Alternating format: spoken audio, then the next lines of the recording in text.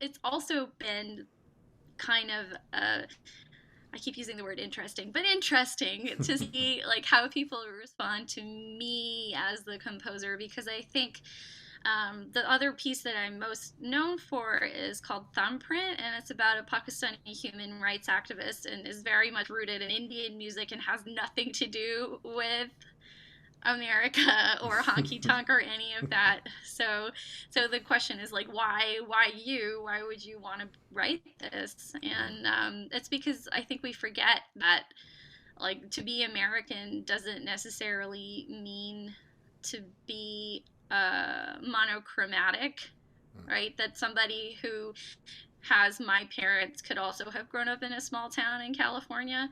Um, the people that I grew up with, most like half of my class, a lot of them like ended up joining the army after school because they couldn't afford college. A lot of girls just got married straight out of school. And when Jerry started talking about this piece, it was just like, I know girls like this, the ones that are so, very caught up in the church and they can't see themselves outside of the church. And I also knew girls that had to leave the church for various reasons. And it's like, that's been one of the funny things about moving to New York is trying to fit into the culture here as somebody who didn't grow up like in New York. So, Yes, ma'am. um, so yeah, I guess it was kind of like, well, if we're being serious about putting people on stage that we don't see, then this has to be part of it too, right? Well, thank you guys for coming on. I appreciate it. I Sure. was Sure, so sure. I was talking to Jerry the other day about the whole situation, and he was talking about y'all's collaboration. And the point of my show is these kind of fun connections that opera manifests in our lives. Right. Some of our best friendships help. I met my wife through opera. You by the nature of what we do, you work closely and you build these intimate relations with folks. And I can't imagine a more intimate relationship as far as creation than that between a composer and a librettist. And since we were all working on this project, I thought it'd be a great idea to have you guys come on and talk about your relationship and how it manifested itself and how you sort of came up with the idea to do a opera based on snake handling Pentecostals. And yet we're uh, still a million miles away. Yeah. I mean, you yeah. know what I mean? I mean, that's been like my whole experience in opera has been about like forming these really strong bonds and relationships with people long distance, but like never being in the same room with Yeah. them Yeah, we're kind of pre-COVID, used to you know? this. Yeah. Yeah. I don't know. It always feels like summer camp to me a little bit. You have this really intense sort of experience with people, and then you go away and you don't see each other for a long time.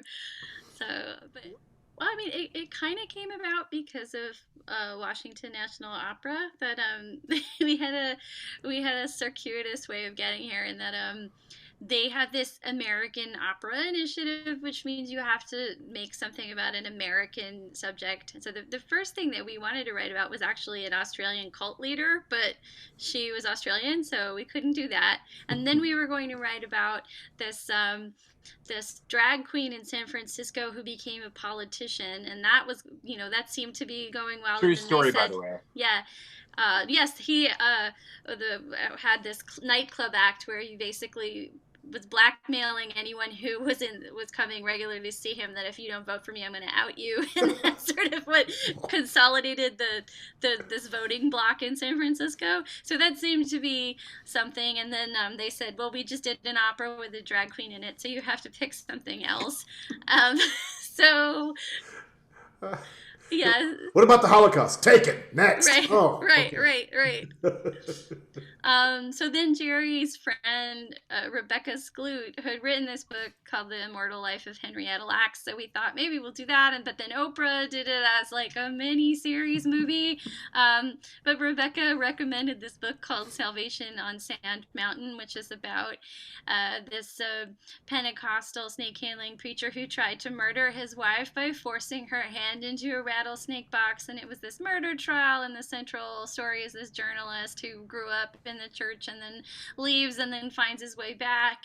And we thought, okay, that's interesting, but neither of us was really interested in the journalist part of it. And then Jerry revealed that he had actually grown up in a Pentecostal church that spoke in tongues, so he decided to write an original story kind of grounded more in his experience, but also inspired by this idea of somebody who leaves and then comes back. I mean, having that personal connection to the material certainly is a great jumping off place, right? Yeah, it's exhilarating. I mean, honestly, it's and I always say it's that kind of experiences that I had in church as a kid, or the reason why I do theater in the first place too. And I think we've all actually had this conversation about how it's there are beginnings and there are middles and then there are endings, and there's a roadmap, and there's all this connection and a lot of emotion that's compressed into that little window of time. So yeah, I feel like in a lot of ways this has always been something I wanted to write about from the beginning. This notion of like, what is that space where, like, why do these incredibly folks that don't talented, charismatic? I mean, they're the rock stars of their communities, right? Yeah, well, yeah. There's in our church there was the dentist and the guy that owned the car lot, and and the teacher down the street. It's like just people with lives that suddenly came into this space, this sacred space, and then suddenly they're like totally different people. The ecstatic experience is the thing that fascinated me a lot as a kid. So the window that I was in a Pentecostal church was really, I was trying to like put this together, like what was the exact window, and it was really those kind of intense formative years, like 6, 7, 8, 9, 10, 11, kind of that window. Before it maybe even till 13 when we moved, but yeah, I mean, it made a huge impression on me, massive. And it's one of those things. For a long time, I was like, do not talk about your experiences in a Pentecostal church, because people think, people that are in it don't think it's strange at all, obviously, but people that don't are like, really?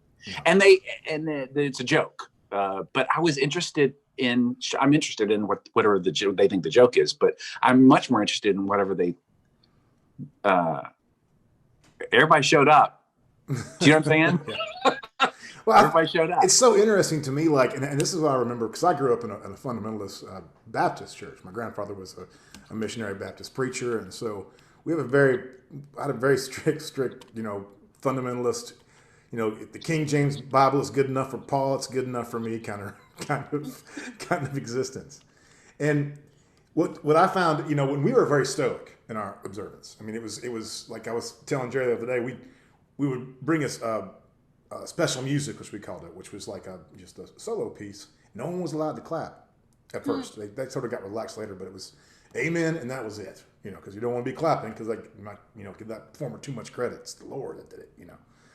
And when I went to a Pentecostal, I mean, I've been to Pentecostal churches where they do the speaking in tongues and the running down the aisles and screaming and jumping over pews and stuff. And for me, the first time I did that it was so shocking, because these people, like you were talking about, the dentist and the car dealer and the teacher, who in life were just completely square, very, sort of reserved people, all of a sudden, this other side of them just opens up, and they all sort of become, and I'm not denigrating it, but it becomes like a personal performance to a certain extent, where they're really sort of expressing themselves through their faith within the confines of these rules and things. But it's a safe place for them to really let that stuff go.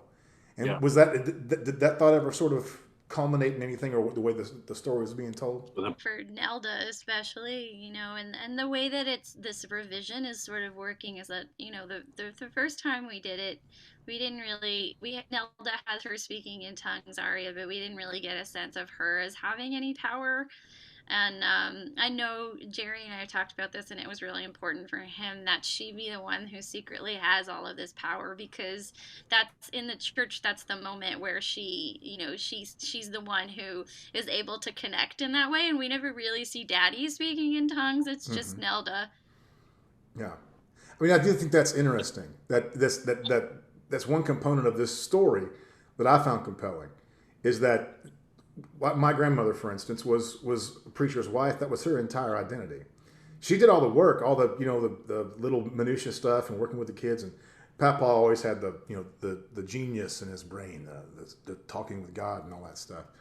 But so much of her identity was wrapped up in him, and when he passed, I mean, she lost her complete identity. She had no way to even, she didn't even know who she was anymore, because that identity was taken away from her. And there's so much in some of these fundamentalist sects that have to do with sort of suppressing the female voice and their power. A lot of times when we look at narratives and stories that dip into fundamentalist religions, or religions that are sort of seen, not in the mainstream, we even mainstream Christians look at them as sort of like, oh, that's those crazy people, But there's like this sense that when you tell these stories, a lot of times you indict the religion. You're like, look what this terrible religion does. What I find curious and compelling, and a great part of this story, is that she doesn't abandon her faith. She ascends. And that's a completely different narrative than we're used to, especially when we live in a pretty progressive business and we like to sort of like, beat those things down. But she doesn't leave. She takes her power. And so, and this is not a story based in actual narrative, correct? Right.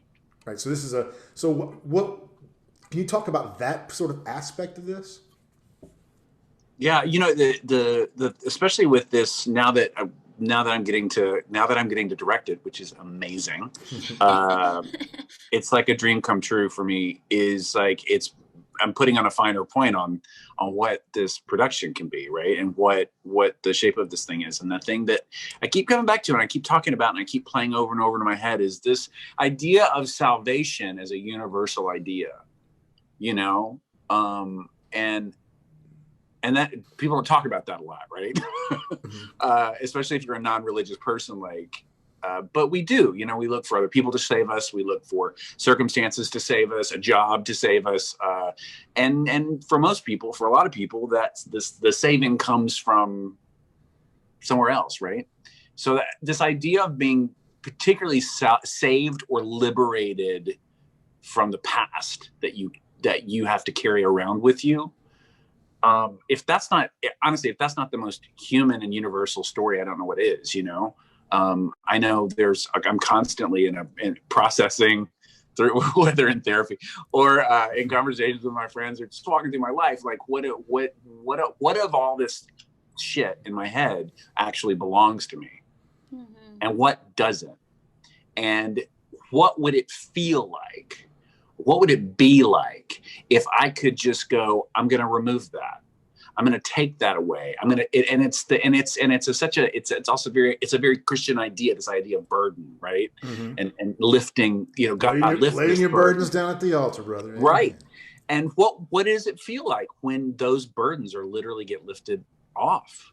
And I think it's something that we're all in. I think in many ways, if people are being honest, I think it's something that everyone is in pursuit of. And also meaning, like as someone who was not raised as a Christian, like if anything, my dad's Hindu, so we went to Hindu temple when I was a kid, which is a very different experience. Like only the priests sing, only the priests do anything. You walk in and you it's kind of similar to taking communion in a way, but you do like the darshan and then you watch them give the god breakfast and then you leave. And yeah, so you're not participating directly in the same way. But still, I think the commonality, and even not being Christian and not being a religious person now, is still just looking for meaning. Like I think that was sort of my way into it. Is Kayla is like, what is the point of all of this? And I definitely feel like that. So I've often felt like maybe it would be simpler in a way if you could have that deep belief that there is this meaning there. And I feel like as cynical liberal elites or whatever it is we are, we get detached from that and we pretend that we don't need that, but actually we do. And like Jerry said, we're just looking for it in other places. Well, the narrative a moment where everything changes. I have a moment of, in my life where everything after that moment shifted. It was a big moment. I'd struggled with depression and suicidal ideation and all these things, and all those things sort of came together in a big head. And once I passed through that, I sort of laid down the things I didn't believe anymore, and I took up a new mantle. And if you take that, it seems a bit reductive, but it has a parallel to the journey of someone of faith. There's something about the ritual, and this is such a ritual heavy religion and faith, because even in my faith that I grew up in, we had ritual, but it was nowhere near as sort of, powerful in its emotional and psychological hold that this has. Yeah, I remember growing up in the church and having, there's the altar call, right? Mm-hmm. You can go to the altar call every week, right? That's Mm-hmm. available. But salvation in that formalized setting, and then there's your walk, right? Mm-hmm. And then along the walk, there are these other steps. These are these lines of, and one of those is having the gift of a prayer language, being able to speak in tongues. It's like you receive things along the way. The gift of healing, the gifts of the Spirit. That's all in the piece too. That there's this magical system Mm-hmm. that you get to walk through, and on the other side of it is you get to be a whole person, and you get to go to heaven as well. It's a nice added benefit. Yeah. No brimstone. Oof. Yeah. But I really do. I look back on all those folks in that church when my mom passed away years ago, and the preacher's wife, Mm-hmm. whom I had not seen because we had moved around and had a life and grew up, and I moved around and did all the things that you do, but I hadn't seen her in, Lord, honestly, I probably had not seen her in 35 years. And boy, she was there. She found out my mom was in the hospital and was not going to be there very long. And you better believe it. She was right beside my mother. She sat beside her, and she was speaking in tongues and blessing my mother and helping her cross over, And I remember sitting in the room and being, on one hand, kind of being like, I haven't seen you in 35 years. You know what I mean? That feeling of this is not your space, that feeling in me. And then I kind of backed off of it. And I said, what if you just let this be what it is, care, support, connection. And I also asked myself, would my mother appreciate this? And I was like, of course she would. So, yeah. I'm actually interested in Kamala answering this question because I'm actually very intrigued. Yeah, well, I think it's because I've talked about this before, I think, but I grew up in a very small town in California. We're in an hour inland from San Diego. To give you an idea of what this town was like one of the most exciting things that happened while I lived there was we got a Kmart. We had 5 churches there. I think, was there a synagogue? I don't think there was a synagogue, but there were 5 churches. There was a Baptist church, Mormon church, Evangelical church, Catholic church, and I think there was a Pentecostal church there. But this town, we had one movie theater, we had one bar in town, we had one coffee shop. When you wanted to have a fancy dinner, you'd go to Sizzler, or you would go to there's one Italian restaurant. So it was small. It wasn't tiny, but it was small. And we didn't have opera there either. We had an annual rodeo. People listened to country music. And everybody was we were not wealthy, we put it that way. So the people that I grew up with, most, half of my class, a lot of them ended up joining the Army after school because they couldn't afford college. A lot of girls just got married straight out of school.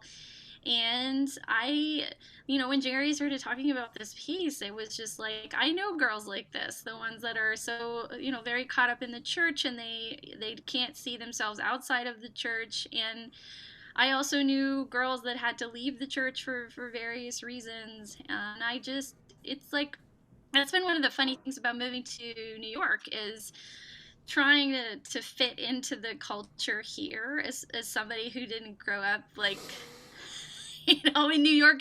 So Yes, ma'am. um so I guess it was kind of like, well, if we're being serious about putting people on stage that we don't see, then this has to be part of it too, right? And it's been interesting talking about it with people because we often do get that response that you're talking about, like, oh, that's crazy. Like, well, maybe I don't know, but is it any crazier than some of the other things that we've seen on stage? Like, yeah. So that I think that's what's interesting to me, and it's also been kind of I keep using the word interesting, but interesting to see like how people respond to me as the composer, because I think the other piece that I'm most known for is called Thumbprint, and it's about a Pakistani human rights activist and is very much rooted in Indian music and has nothing to do with America or honky tonk or any of that. So the question is like, why you? Why would you want to write this? And it's because I think we forget that like to be American doesn't necessarily mean to be monochromatic, right? That somebody who has my parents could also have grown up in a small town in California. Yeah, so that was a long rambling answer, but No, I think that's it's really great. That is wonderful. Yeah. Yeah, and for me, obviously, the church is a big thing, and the other thing for me was again, my mom was a really very spiritual woman, very outspoken, strong, connected, really like focused, ambitious, and she had for her operating inside that church, she couldn't take was not in the pulpit. But what she did do is she kind of she had to find her own way of expression and kind of living up to what she felt like her potential was within the context of that structure. And that was particularly interesting to me, that fight. It's like two paths, right? Like you could live in a system or a structure which you find personally oppressive, and we having the benefit of the internet and the entire history of the modern world at our fingertips, we sort of look at everything that happened prior to our existence as happening in just like a lifetime. But it took all these thousands of years to get here, and the people that are actually living through these stories, they have a choice. They have choices. They can fight against the system and try to break it and remake it and reform it, or they can survive. And not everybody has it in them to be a revolutionary. That's why revolutions they usually happen with like 3 to 5% of the population. It's not everybody like, let's do this together, because not everybody's set up for that. And that's one of the things I sing about Nelda is that, like, oh yeah, she's working within the system, using the power that she has, but she's not a revolutionary. She's just there's a phrase, prayer warrior. You hear that in the culture a lot, and I think of Nelda that way. Like she is absolutely moving mountains, in the designated space provided. Well, the thing about in common what you said before about people, I could see why somebody would be like, well, what does she know? What she writing about Pentecostal? Of course, if a white dude writes an opera about the black experience, no one blinks. They're like, oh, it's right. totally normal. Of course he would, right? Yeah. But essentially all of these, every story we tell is about relationships. You could take the window dressing out and you could take this story, remove the snake handling Pentecostal, replace it with any religion or any system, and have the same story. It might not be as compelling, but the libretto does speak to the sort of the universality of this redemption, rebirth, this change narrative that we all are seeking to do with our own lives. If you're not we call it, we used to say you're dead in your faith if you're not growing as a Christian, right? So, and that's the same thing as people if we're not growing in our walk and everything. So, and I see a lot of those threads in this piece as far as, you know, that redemption and change narrative. Yeah, Kayla is also like a serious empath, you know, and I think that is I'm into that, you know. But one of my favorite sections is that when she hops the bus to head home, and she's literally listening to the stories that are happening in each one of the heads of the people that she shares the bus with. Yeah. Like she's imagining all the things that they're thinking so that she can find her own way. I like a story. I like a good story about a serious empath. That's exciting to me too. Also, something about the culture that it fascinates me that shows up in the piece in a big way is the whole "you got to sin to get saved" notion that I know we've had conversations about. If you don't have a testimony, you're not effective in that culture. Testimony is everything. And so the story that you tell yourself is your story, and that you've recovered from and been redeemed through. Jerry, did you ever know anybody growing up in church that might have gilded the lily a bit about their previous lives in order to make that transition? yes. As members of the congregation would kind of like look and go, kind of roll their eyes a little bit. But you know, when someone steps, you know, people speak in tongues, right? It kind of, the rising and the falling of tongues is something that kind of happens all throughout the service. But at some point, what happens is that there's a momentum, there's an energy behind that, which I think Kamala captures in the music of this piece so beautifully. There's a real momentum in in every service. You're finding the groove, so to speak, right? And you're finding the momentum of the feeling that's happening in the room with everybody. And then at some point, someone steps forward and speaks in tongues in a more formalized way, right? Sometimes they stand where they are, or sometimes they just step in front of the whole congregation and they speak, and their voice in that moment, for whatever reason, is bigger, louder, and more clear, and it cuts through all of the noise, right? That connection to God, right? And then what ends up happening is there's a cool down moment after they speak in tongues, and it's quiet. Usually the piano gets a little softer, and we just kind of we all kind of like waller around in that feeling for a while, and then someone steps forward and gives an interpretation of what that person has just said. And it's always kind of, as a kid watching this and being in the presence of it, it's always very exciting to be in that moment in the church. But inevitably there was this one lady, and she was a faithful woman in the church, and she was just tiny little bones, and if you saw her stepping forward, she was going to do the interpretation, and that was all that was going to happen. And it was always great. But usually people are, oh, here she comes. Here comes sister. She's going to lay it out for everybody, you know? Yeah. And you could tell that she loved to stand in that space, right? In front of all those people. And people would titter, right? Go, oh, she's going to speak again. Of course she's going to take the stage. But it was her. That is a space that she could claim. And I do think this piece it addresses that in some way, in some really wonderful way. Specifically with Kamala's music, that's what I don't know how she captured. Kamala, you do a fantastic job of the layers that happen. Because having been in these services and been in church, and you feel that there is that sense of like there's a layer, and then there's this next layer happens, and you get this big, huge build to a big climax, and then it drops away, and then you have this nice still moment, and it gets a little heavier, and then all of a sudden it starts to fire up again. You get them, and that's that church scene. For me, I feel it because it's not just you don't just use a traditional orchestra in this either.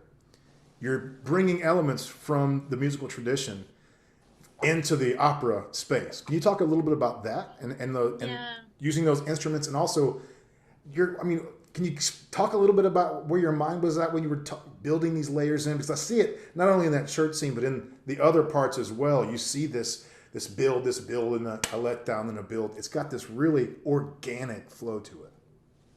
I mean, I think it comes out of the text to a large degree. Like, I think that it's built into the way that the libretto works.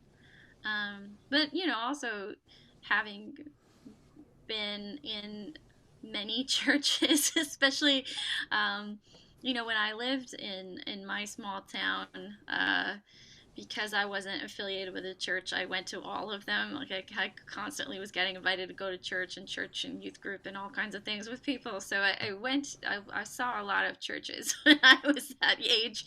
And then I also, when I was still singing, I was a church musician for a really long time. But I think it's also just like, it makes sense, as far as theater, like church is theater. And so if you let it follow the dramatic structure that makes sense, I think that it is organic the way that it works.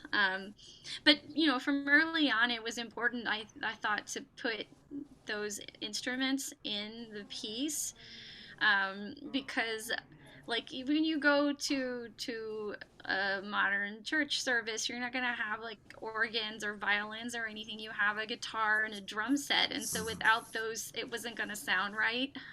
So it was always the plan to have those instruments in there, just to sort of create a sense of place.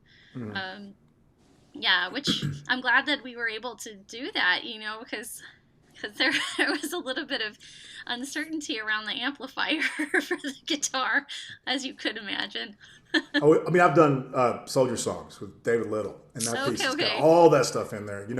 I know it presents a whole other level of like balance issues and what kind of sticks out. But I mean, from looking at the score and then hearing the MIDI and everything, I mean, I get to dancing and moving like it's not going to be hard to get there, because, I mean, you put the spirit on the camera. Good. Shaking really it loose. Excited. I'm so excited to see. I'm making the orchestra clap, so we'll see if they do it. Like, it's written in, so I think they have to. But that's one of my favorite things, is making orchestral musicians do things that they don't normally do. They get angry. It's great. Don't look at us. Yeah. Don't look at us. We're just listen. That and the whirly tubes. We'll see if we have a mutiny. Ready. Well, I always like to talk about the relationships that we have, and how is y'all? I mean, how did you guys first start? Get to know each other, and how has your relationship changed over the development of this project? We had a meet cute. There was a year at the opera conference that I had gotten a grant, so I got to go to the opera conference, and Jerre had a piece that was being shown at the opera conference, and we ended up just sitting next to each other randomly right before the performance of Jerre's piece, and I don't know, we just started talking to each other, and how did this even come up that we were both like huge horror movie fans? I don't know how that happened. I think that happened. I distinctly remember having that conversation after on the phone. Yeah. Yeah. I don't remember why. I don't know. We just liked each other, and then Jerre's piece was secretly the best one in the concert. So we just, I guess we started talking after that, and then I got asked to pitch a piece for virtual reality for a small company here in New York, and the thing with virtual reality is that it can't be longer than 10 minutes because people get sick if they're in headset too long. I have one, and I know. Okay, there you go.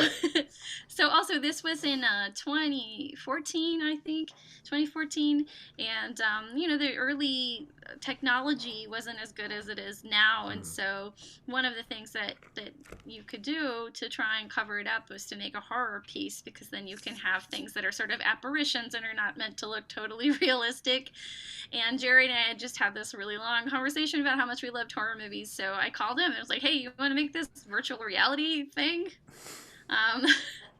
So then we worked together on that and realized that we actually could work together. So when Washington National Opera, they invited me to give them a pitch for this piece. And I was like, okay, well, I want to work with Jerry. So that's how it came about. Is we'd already done this weird horror thing.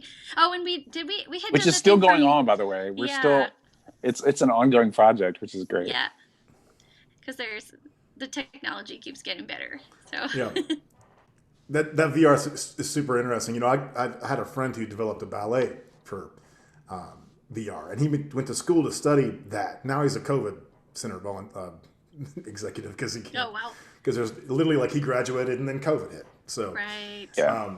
But the potential for that art, for that particular genre to be really well suited for opera is astronomical. Yeah. Especially when you get away from real things. When you get into animation or 3D animation and all those things, boy, the sky's the limit. I've watched a couple of movies and they're like 8 minutes, 10 minutes long, but it doesn't feel that. I mean, it feels so immersive. And there's one thing about when you're watching an opera or a television show or a movie, you can always look at the proscenium or the person over here or whatever. When you're in VR, there's nowhere to look but the story you're watching. Yeah. So that's a different. And sound is the thing that cues story and VR. Sonic thing. Yeah. And that's what Kamala's. I dare I call you an expert on such things, but it's true. No, but I mean, Kamala knows her way around that kind of technology, and what I know that one of the hopes and dreams is that the sound keeps advancing alongside the visuals, which is the sounds being a little slow. So that you can capture all the things you want to capture.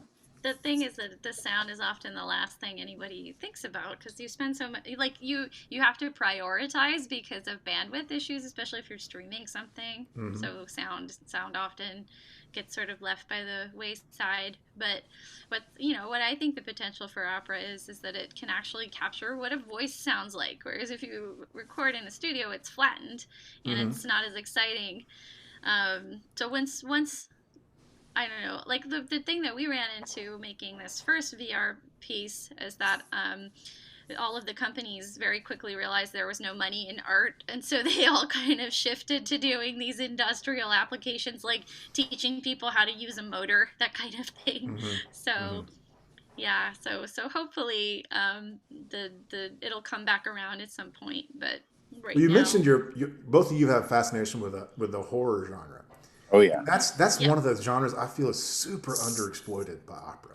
Yes, because it's such a. I mean, some of the best operas have those aspects, in them. But how much of that fascination has played itself out in this? Because for me, like the shifting realities, the not knowing where you are exactly all the time, if it's real, if it's not real, if it's in her head, are those all concepts that you found useful in this piece? Oh yeah, yeah, definitely. And that and with our love of horror movies, I mean, I think one of the things that we've talked about a lot is that it's such a great, it's an amazing first time genre for directors to kind of just like go for it, to be bold. So even when you see kind of a clunky horror movie and you see a thing that works, a moment that's that's the thing that you remember from the horror movie. You don't remember the cheesiness or maybe even the bad script, but the fantasy and the dynamic energy inside horror movies is something that I love.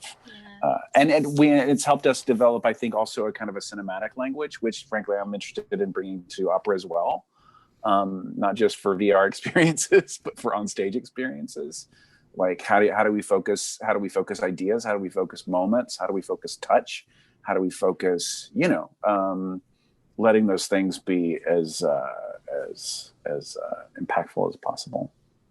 But yeah, movies. Yeah, we often are texting back and forth with, did you see this one? Did you see this one? But I think the other thing about horror that sometimes gets underappreciated is how it lets you to get at the heart of what is going on in a society in a way that is not pedantic. Like, you look at a zombie movie to talk about consumerism and late stage capitalism, and it makes people think about it. So that afterwards, like, oh right, yeah, but maybe capitalism is a little predatory, isn't it? Well, I'm really excited about doing this project, and you know, as someone who comes from that world, fundamentalist world, not necessarily snake handler speaking in tongues, but there's always this fear that we're going to get hillbilly elegied. Mm-hmm. You know, because we all saw what happened to those people, and there really is. I mean, it's part of American culture going back to the 30s, 40s, 50s, and 60s, where these sort of disenfranchised, economically oppressed white people from Appalachia or from the South are shown in these silly caricature ways that bear no resemblance to the people that they actually are. And so how much of that was, I mean, this is not a problem that's unique to that culture. They probably get an easier pass than a lot of cultures do. But how much of that was in your mind when you were going through this subject matter, and how do we make sure that we're not just telling a caricature story that people will use to convict these people or somehow make fun of them? I was more worried about that about myself than Jerry, because since Jerry comes from the South, and like California is not the South, even though I come from a small town, and so it is, however, the home of the evangelical movement in the United States of America. Though. Yes. Well, all those folks from where I lived that left during the Dust Bowl, they went out there. Yeah, no, they're all in California and in Arizona. And I have to say, Ramona was the turkey capital of the world for a while, or at least of the United States. We had a turkey queen. So there's that. Kamala, were you the turkey queen? No. That would have been a great story, though. That would have been the best story. But no, I was too nerdy to be the turkey queen. Yeah, no, so I mean, for me, that meant like taking it, not trying to make fake Southern music, and also trying to use harmonic and orchestral tools that were complex, right? So to put the complexity in the music, and to not decide that because this is in the South, it has to be totally simple. And then also just like, I love Bob Wills. Why shouldn't there be Bob Wills in the piece? Personal hero of mine, even though he was a bastard, that guy. Yeah. He was a bastard. They all were. Aren't they all bastards? Buck Owens. You ever heard about Buck Owens? Good God, that guy was a monster. And just the biggest smile up there on Hee Haw. Hi everybody, I'm about to kill your entire family. Wait, you're so nice. One thing that I appreciate about your musical language is that it doesn't feel like it's a rote transcription of some tune or some texture or something. It's got this southern adjacent. It's southern adjacent enough to still have its own sort of quality, and it's still classical. It's not talking down to people, because until you're learning it, it's not, it may have that thrust and that pulse, but it's not simple, and it's not dumb music, and it's not emotional schlock. It has intellectual and emotional complexity it's we all metaphysical feel. too. Yeah, that's one of the things that I absolutely. love about it. It's like southern. It's like southern kind of metaphysical music, which I love. Yeah. When I will say in this last iteration, when Kamala laid in one of the pieces of music that it's the newest is the praise band section, and when that happened for the first time, I just remember going, yeah, that's it. It was it felt like this real missing piece. It was just great. I mean, I grew up at my church. We had a bluegrass band. Yeah. Did So you? it was, yeah. So we had in Sunday mornings we had Brother Jones on his like electric like hollow body Gibson. Yep. His son Marvin played bass. And then it was piano and organ. But on Sunday nights, that was bluegrass band, and we would all sing out of a book called the Heavenly Highway Hymns.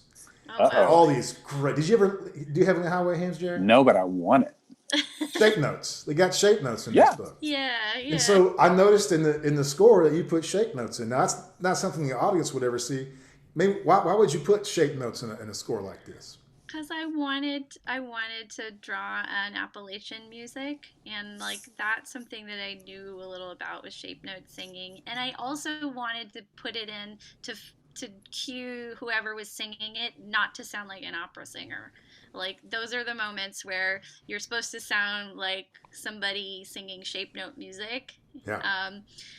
Yeah. So that's also been pretty great, is just to see how, I mean, we've now had 2 productions of this piece, and both times people were really game to just like let it be like Get up in get up in there. When in doubt, throw it in your snout and shout it out. Something like that. It was funny when we were putting the piece together. I remember Kamala, we were having a phone conversation. She was like, so I'm thinking about doing like shape note stuff. And at that time I was literally about to go. I was staying at a friend's house who is Primitive Baptist. And so she grew up with only shape note music. And I was like, it's like this synchronicity was so sweet.